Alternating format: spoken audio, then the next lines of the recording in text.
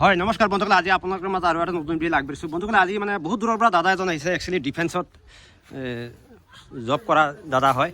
দাদাজন মানে আছাম হিলগড যিটো আছে সেইটো মোৰ পৰা অৰ্ডাৰ কৰিছিল 11টা, 3টা মেল আৰু 8টা ফিমেল।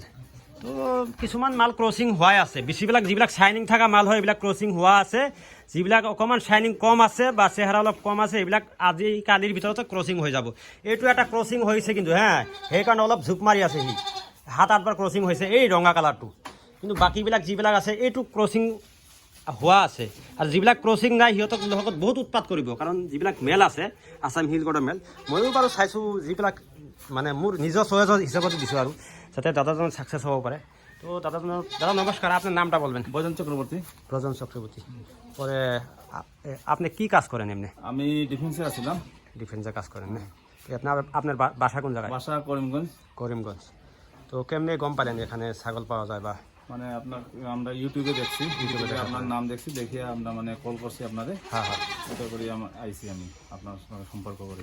তো আপনি ওখানে কি কি প্রিপেয়ার করছেন? ফার্মটা মানে আমি এটা নিয়ে পালতে চাই। হ্যাঁ, তো ওখানে এগুলো আসাম হিলগড আছে না নেই? না, আসাম হিলগড নাই, ওইখানে নাই না। আর পাহাড় এরিয়া তো ওই জায়গায় না? না পাহাড়ে না, প্লেন এরিয়া না।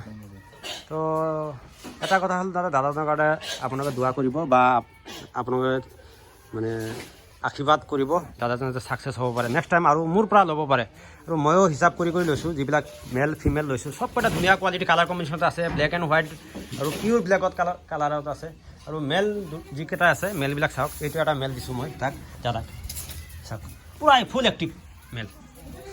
3টা মেল আছে, 3টা মেলে ফুল এক্টিভ আছে।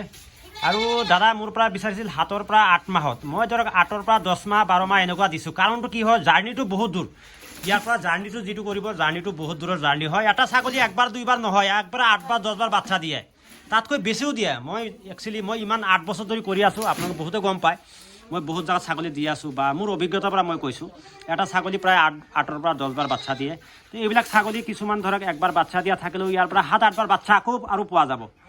তো বন্ধুসকল আজি এইখিনিয়ে থাকিল, দাদাজন যে আহিছে দাদাৰ কাৰণে দোৱা কৰিব, আপোনালোকে যাতে ভৱিষ্যতে ছাকচেছ হ'ব পাৰে কামনা কৰোঁ, আশীৰ্বাদ কৰোঁ। তো বন্ধুসকল আজি এইখিনিয়ে থাকিল, যদি ভিডিঅ'টো ভাল লাগিছে লাইক কৰিব, শ্বেয়াৰ কৰিব, পাৰিলে মোৰ চেনেলটো ছাবস্ক্ৰাইব কৰি ল'ব। থেংকছ ফৰ ৱাচিং মাই ভিডিঅ', গুড লাক, ধন্যবাদ।